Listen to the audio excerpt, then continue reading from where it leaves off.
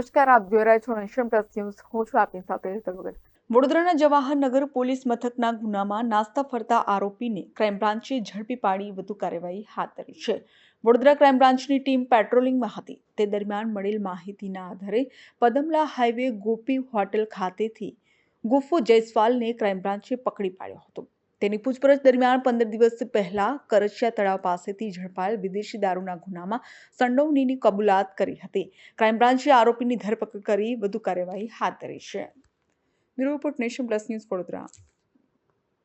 સમાચારોના સતત અપડેટ મેળવવા માટે અમારી નેશન પ્લસ ન્યૂઝની યુટ્યુબ ચેનલને સબસ્ક્રાઇબ કરો, બેલ આઇકન દબાવો અને જોડાયેલા રહો ફેસબુક, ઇન્સ્ટાગ્રામ અને ટ્વિટર પર.